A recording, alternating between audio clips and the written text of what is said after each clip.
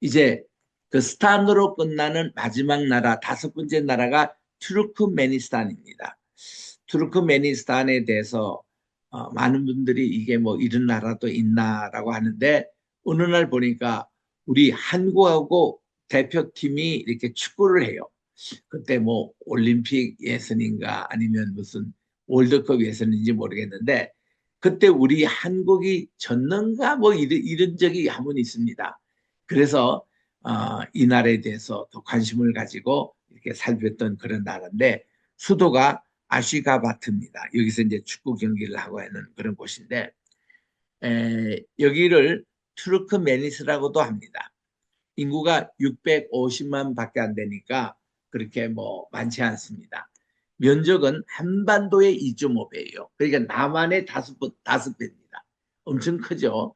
이런 그런 곳에도 인구가 650만 밖에 살고 있지 않아 가지고 인구 밀도가 굉장히 낮은 그런 나라기도 합니다.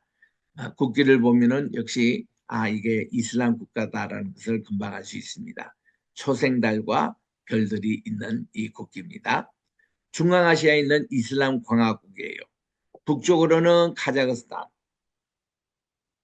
북서쪽 남쪽으로는 우즈베키스탄, 남동쪽으로는 아프가니스탄, 남쪽과 남서쪽에는 이란, 서쪽으로 가면 카스피해가 다 있는 이런 곳입니다. 여기요, 아시가바트가 수도이고 인구는 지금 말씀드린 대로 한 650만 정도 되는 것으로 이 중앙아시아 공화국에서 가장 적은 인구를 가지고 있습니다. 투르크메니스탄의 시민은 투르크메니스탄인, 또 투르크맨이라고도 간단하게 그렇게 얘기를 하고 있습니다. 이런 나라들이 이렇게 이 투르크메니스탄을 이루고 있는데, 대통령은 바로 이분입니다. 아, 이 베르디 무하메드. 이분이 1981년생이니까 참 젊은 분이신데 2022년부터 대통령직을 수행하고 있습니다. 이분이 그래도 그 괜찮은 이름 있는 그런 정치인입니다. 한국과 정상회담을 가집니다. 최근에도 윤석열 대통령을 초청으로 만나기도 했고요. 한국을 방한하기도 했고, 또 이명박 대통령 시절에도 오셨고, 또 문재인 대통령 시절에도 이렇게 정상회담이 이루어진데, 문 대통령이 그쪽 나라에도 또 갔습니다. 투르크메니스탄이라는 나라에도 방한해서 이제 그 나라에 가서 정상회담을 하고 있는 모습입니다. 그래서 이런 우리나라와의 그런 교역이 꽤 되고 있다는 것인데, 아시가바트 있는 이제 사원 행정 건물들인데, 수도를 가보면은 인구가 50만밖에 되지 않습니다. 이게 전 인구의 약 8분의 1이 여기에 수도에 살고 있는데, 투르크메니스탄의 수도입니다. 옛 이름은 러시아 표기로 로마자로 옮기면은 아슈하바트인데, 요거를 이제 영어식의 그걸로 아시가바트라고 이 수도 이름을 하고 있습니다. 여기는 이 코베타크라는 산맥 주변에 위치하고 있어서 산들로 둘러싸여 있고, 주요 산업으로는 금속 가공업, 케이블 카며 또 펌프며 석유 발동기를 이렇게 수출하고 있고, 유리 제조로 또 포도주 양조, 면직 무립 이런 것이 돼 있고, 여기 이제 중앙아시아에 또 더 다 통할 수 있는 교통의 중심지이기도 합니다. 여기에 이 투르크멘어로 이 아시가바트라는 뜻이 사랑의 마을이라는 뜻이라고 합니다. 그 아랍어로서 이 아시가 이거는 사랑의 의미가 있고요. 가바트 이거는 페르시아 언어로 건물을 얘기해서 사랑의 건물, 사랑의 마을이라는 뜻이 아시가바트라는 뜻입니다. 고대에는 파르티아의 수도였습니다. 이게 이제 페르시아 시대 때의 파르티아 이게 수도였고, 유적이 근처에 있습니다. 또 투르크멘 종합대학교가 또 이렇게 꽤 유명합니다. 투르크멘 터키 국제대학교도 고등교육기관으로 알려진 곳으로 여러 나라에서도 유학을 오는 나라 그 학교이기도 합니다. 주민은 대부분 수니파 이슬람교를 믿습니다. 여러분, 이슬람의 최고의 그 많은 분들이 이 이슬람교인데 그 사우디아라비아 중심으로 있는 그 이슬람교가 바로 이제 수니파입니다. 그리고 이란이며 이락 이런 나라에 있는 나라들이 그 한도 그 이슬람의 10분의 1에 해당되는 이제 사이파 그런 이제 것이 있는데 여기 그 이슬람교는 대부분 사우디아라비아 편에는 정통 그러니까 이 꼬란경 중심으로 믿는 이슬람교를 믿고 있습니다. 그리고 또 하나의 이제 그 이 신비주의적인 그런 이슬람 교도도 있습니다.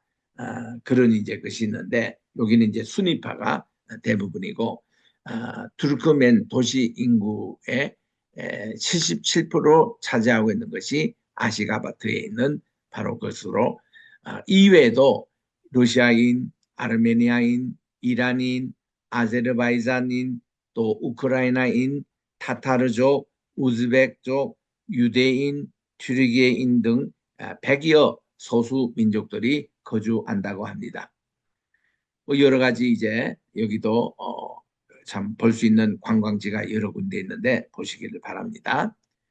이 나라가 1990년 8월에 주권 선언을 하고 1992년 3월에 독립국가 연합에 가입하므로 여기도 1991년에 구소련으로부터 독립을 얻었던 나라입니다. 옛 소련 독립국 중에서 유일하게 계획 경제 제재하에 있습니다. 그러니까 이게 이제 그 시장 경제를 받아들여 가지고 국토의 80%가 사막이며 날씨가 극도로 건조하고 혹스가 계속됩니다. 이제 사막이다 보니까 그 이집트에도 가보면은 95% 나라가 사막이지 않습니까? 사하라 사막의 줄기인데 여기도 80%가 사막이라고 합니다. 소련의 제3위의 석유 생산국이었으며 했는데 여기도 석유가 많이 나오고 천연자원으로서는 이게 천연가스 유황들도 이렇게 나옵니다. 공업은 석유의 채굴과 제유, 면공업, 또 제사업, 이제 유리, 또 융단 없이 이렇게 융단업이 이제 발달돼 있습니다. 카페지. 농산물로는 면화, 곡물, 포도, 양모, 누에고치 등이 생산되고 있고 나라의 동부에서는 남부를 싸고도 이렇게 카라툼 운하가 있는데 이 아무다리 야강의 물을 카스피해까지 인도하여 세계에서 가장 긴 주행 관계 운하가 있습니다. 1400km나 되는 엄청난 길이죠. 이런 관계 운하가 있습니다. 이미 아시가바트 서쪽까지 개통이 됐죠. 그래서 본래 물이 부족한 이 나라에 운하의 물이 주는 혜택이 매우 큽니다. 본래 조상이 이제 스키타이족이라고 그래서 우리 한민족과 우리 유대민족의 조상이 되는 스키타이족 그쪽이 이제 뿌립니다. 그래서 유라시아 유목민이라고 아까 소개를 했고요. 그래서 여기에 보니까 페르시아 시대 때 문화가 많이 배어 있습니다. 그래서 이것은 저쪽에 그 서쪽에로는 페르시아 문화가 동쪽에는 돌궐 쪽의 문화가 그리고 이쪽에서는 또 이 동이족의 문화 이게 이제 섞인 그런 곳이 바로 이 나라의 그 뿌리라고 할 수가 있습니다. 그래서 아스리아, 아케메네스, 중국까지 기록된 스키타이족 집단들 그런 것과 함께 이런 사료에 보면은 그 이 중앙아시아에서도 이게 존재했다고 보여주는 것이 여기입니다. 그래서 여기 지금 현재 지도가 이게 옛날 지도거든요. 그 스키타이가 아주 유행했던 그 당시에 이때 이제 지도가 나오고 그 밑에 보면 파르티아라고 나오는 게 이게 페르시아 오늘날 이란의 그 제국 그겁니다. 그래서 이게 이제 동요를 이룰 정도로 스키타이가 훨씬 범위가 크잖아요. 그래서 이제 스키타이족은 후에도 한국에도 오셔가지고 이분들이 많이 사셨고 그 중에 이제 한 분이 가야국의 초대 왕이었던 김수로 왕이 스키타이에서 온 유목민 출신인 것으로 알려지고 있습니다. 자, 투르크메니스탄의 그 지도를 이제 보시고 참고하시는데, 여기 이제 보면은 우리 한국말로도 이렇게 돼 있는 것으로 그 주변에 보니까 우즈베키스탄도 보이고 카자흐스탄도 보이고 또 이제 밑에 이란이 보이고 또 아프가니스탄, 파키스탄 이런 나라로 이렇게 또 둘러싸이는 모습들을 보게 됩니다. 카라쿰 사막, 아까도 사막이 한 80%가 된다 그렇게 했는데 주로 이제 많은 국토가 이렇게 황량한 사막입니다. 그래서 사람이 살 수가 없죠. 그래서 국토는 한반도의 2.5배인데 인구는 650만 밖에 되지 않는 이것이 이제 이게 다 사막으로 있었습니다. 이 사막 이름이 카라쿰 사막이라고 그럽니다. 서쪽은 카스피해와 접해 있습니다.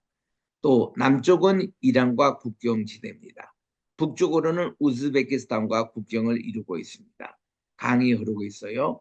그래서 이 카라쿰 사막이 중앙아시아에 있는 사막으로서 투르크메니스탄의 70%, 80% 정도를 차지하고 있습니다. 사막 기후로 인해서 인구가 산발적으로 분포되어 있고 6.5 제곱킬로미터당 한 명이 분포하여 굉장히 인구 밀도가 낮습니다. 굉장히 낮아요. 자, 이게 이제 카라쿰 사막을 검은 모래 사막이라고도 합니다. 이제 색깔 때문에 그렇죠. 그래서 이렇게 어디 가도 이런 풍경이 많은 곳이 투르크메니스탄의 모습입니다.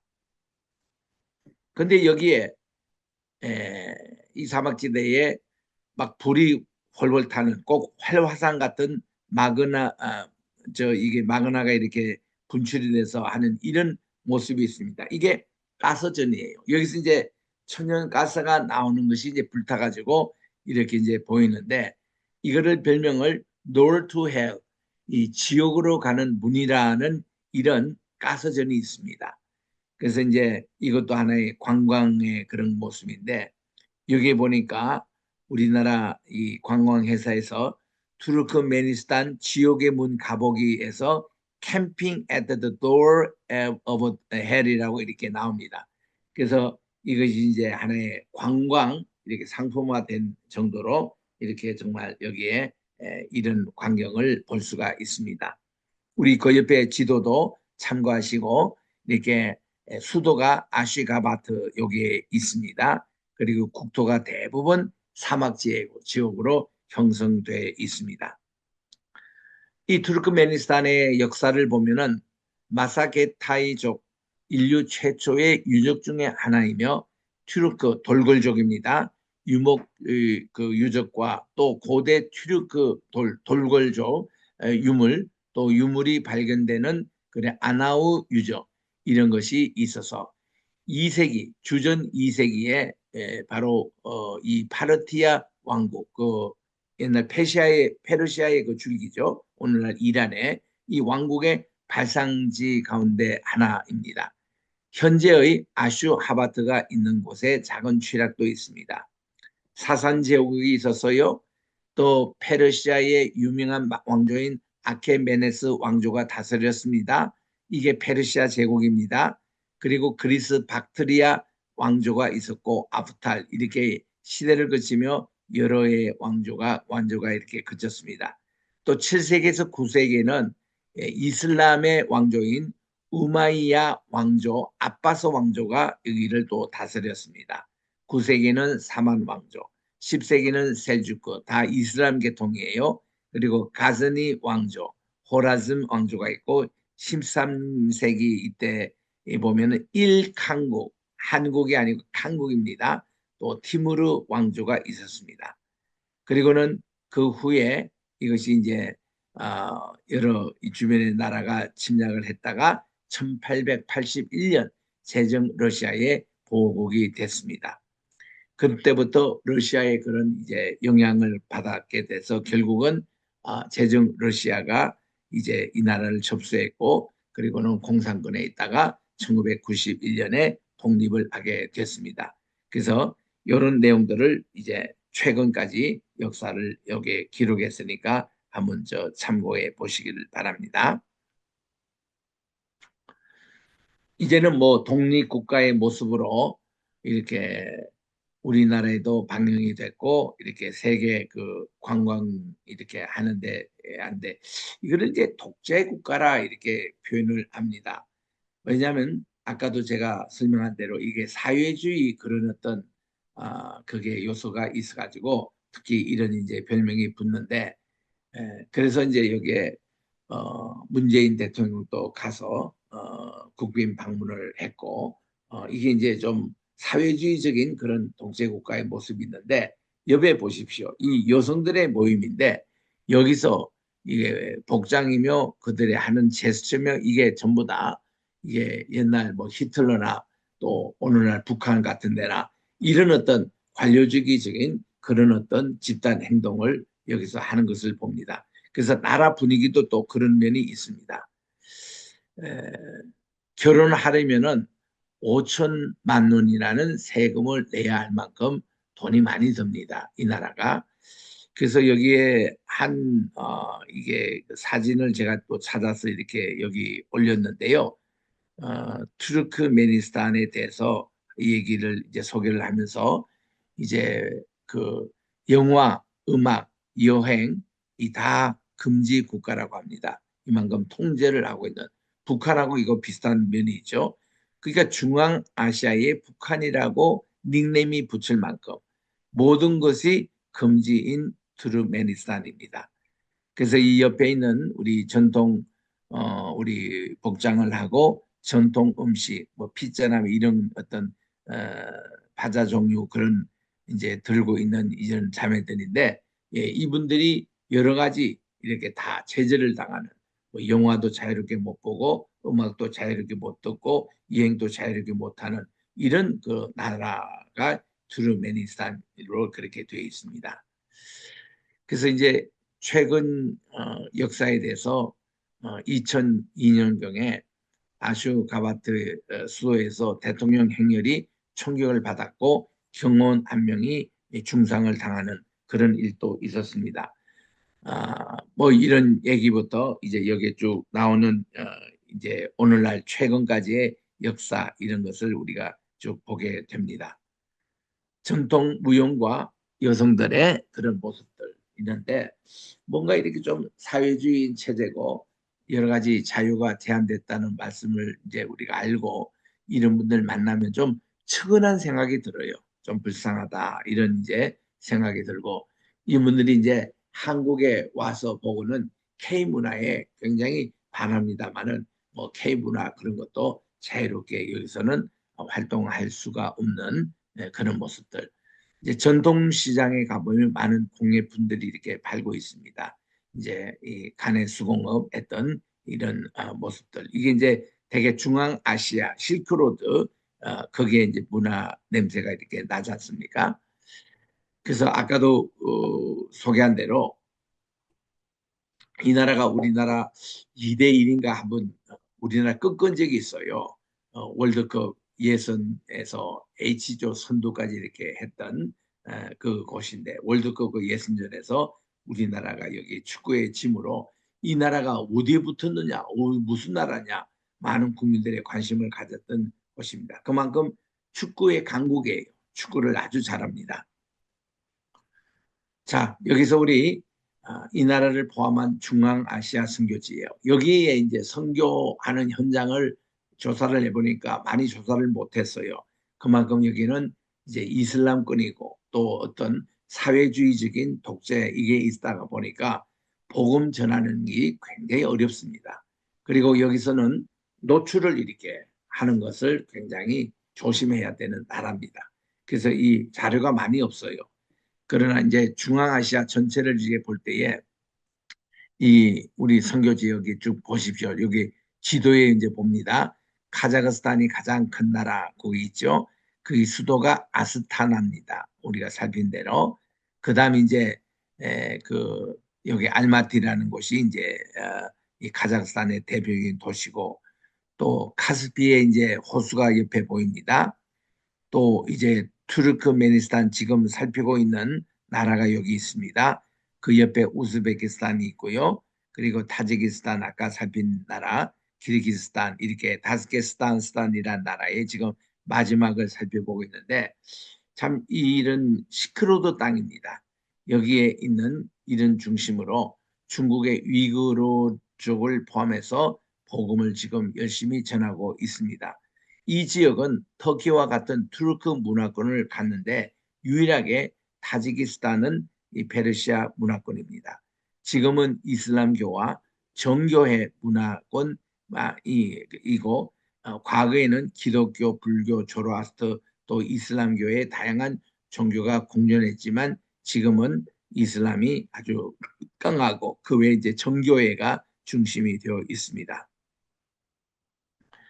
그래서 이게 이제 오늘날 이제 투르크메니스탄 하면은 이슬람권이고 공산화가 되어 있는 그 이 지역에 이슬람이 최초로 전래된 것이 652년 상당히 오래됐죠. 참고로 622년에 이 그 이슬람이 메카에서부터 메디나로 옮겨갔습니다.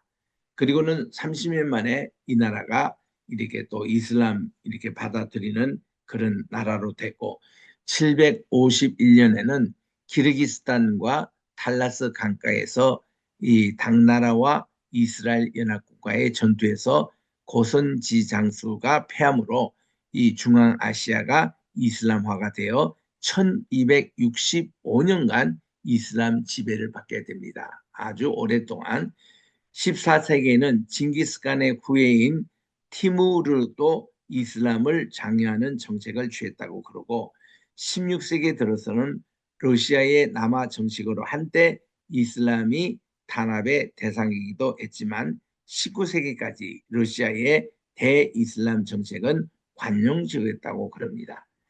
1991년에 소련의 해체로 독립이 됐고요. 민족 정체성을 바로 세운다는 명목으로 이슬람으로 빠르게 전환되었고 중앙아시아 지도자들도 상기 독재 통치를 강화하기 위한 목적으로 이슬람권을 이렇게 민족주의 정체성 수단으로 이용을 해왔습니다.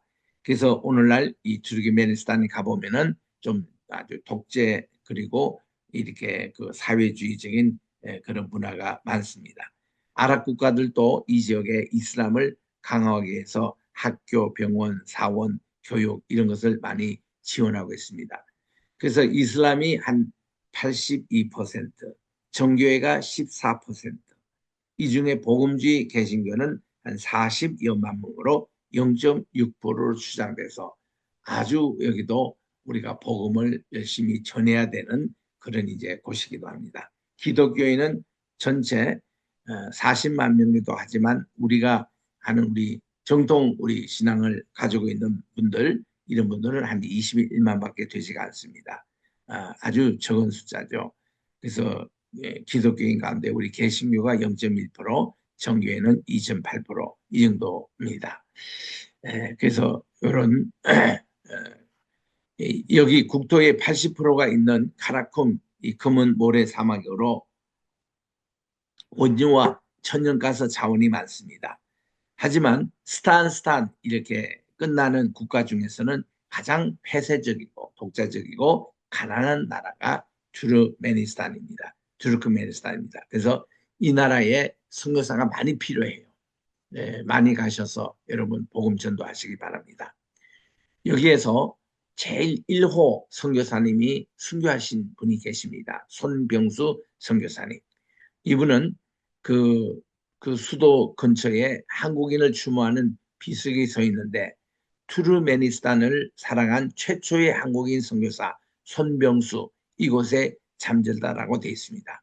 한 사람의 순교로 이 나라가 한국에 알려지기 시작합니다. 기독교를 엄격하게 통제하는 곳으로서 중앙아시아에서 유일하게 남아있는 투르크메니스탄 이제는 이곳에도 종교의 자유의 문이 열리도록 기도해야 되는데 이 선교사님은 1995년에 입국하셔가지고 97년도에 실크로드 단기 선교팀을 인솔하다가 교통사고로 순교를 당하셨습니다. 그 비명에는 나는 부활이요 생명이니 하고 최초의 한국인 선교사 손병수 이곳에 잠들다라고 써 있습니다. 2018년 코로나 전입니다마는 이때부터 우즈베키스탄은 선교의 문이 열립니다. 그러나 투르크메니스탄은 선교의 문이 아직까지 열려지고 있지 않습니다. 그래서 위에서 기도해 주시기를 바랍니다. 그래서 여기에 대한 기도 제목이 세 가지 올라와 있습니다. 투르크메니스탄은 기독교를 매우 엄격하게 제한하는 이슬람 국가입니다. 그 자국민이 그리스도를 영접했다는 사실을 정부가 알게 되면 개종자는 곧바로 탄압을 받게 되고 이슬람으로 돌아오라는 위협이 가해지는 나라가 이 나라입니다. 두 번째로 극심한 핍박에도 불구하고 이 땅에 우리 개신교 교회가 8곳이 서 있습니다. 6천여 명의 그리스도인들이 있습니다. 수도권에. 교회가 어려운 가운데서도 믿음으로 굳게 서서 복음 전파의 사명을 잘 감당하도록 기도해달라고 합니다. 세 번째는 대통령은 자신을 우상화하여 장기 독재 정책을 하고 있습니다. 나라에 만연한 부정부패가 있습니다. 이것 때문에 대부분의 국민들은 가난하며 실업률도 매우 높습니다. 부패한 독재 정권이 속히 무너지고 하나님을 경외하는 지도자들로 세워지도록 기도해 달라는 요청이 들어왔습니다. 물론 이것을 공적으로는 할 수가 없습니다만은 이런 기도 제목을 위해서 여러분들 투르크메니스탄을 위해서 특별히 기도해 주시기 바랍니다. 이렇게 해서 구소련권에서 독립을 얻어가지고 이제 그 중에서 스탄 이름을 붙인 5개 나라를 다 살펴보았습니다. 우리 다음 시간에는 우리 발트 3국을 우리가 살피는데 에스토니아, 라트비아, 리투아니아 이런 나라를 살피겠습니다. 지금 여러분 오른쪽에 주대에 보시면 옛 소련 국가들의 현재 영토에서 러시아를 포함합니다. 러시아를 포함하면 15개국, 그리고 러시아 빼면 14국이 독립을 했습니다. 그 독립한 14국을 쭉 지금 살피는데 우리 러시아에서 저쪽 서쪽 끝에 북쪽에서부터 리트비아, 또 에스토니아, 리투아니아 이 3국을 발트국이라고 합니다. 왜냐하면 고유패 서쪽에 있는 바다를 발트해라고 그러거든요. 이 발트해는 핀란드, 노르웨이, 스웨덴하고 연결된 바다입니다. 그래서 요건 발트해의 3국, 여기에 대해서 다음 주에 이제 한 나라씩 또 살펴보겠는데 소련이 해제되면서 독립하게 된 국가의 총수가 15개, 이 러시아를 포함하는 겁니다. 그래서 지금까지 살핀 나라가 아르메니아, 아제르바이잔, 또 벨라루스, 요게 우리 살펴봤지 않습니까? 다음 주는 우리 에스토니아 살핍니다. 그리고 조지아 살폈습니다. 카자흐스탄, 스탄 5개국 다지 살폈습니다. 그리고 몰도바는 우리 살펴봐야 될 나라입니다. 짜고만 나라인데 몰도바. 그리고 러시아는 우리가 예전에 살펴봤습니다. 한 1년 반 전에.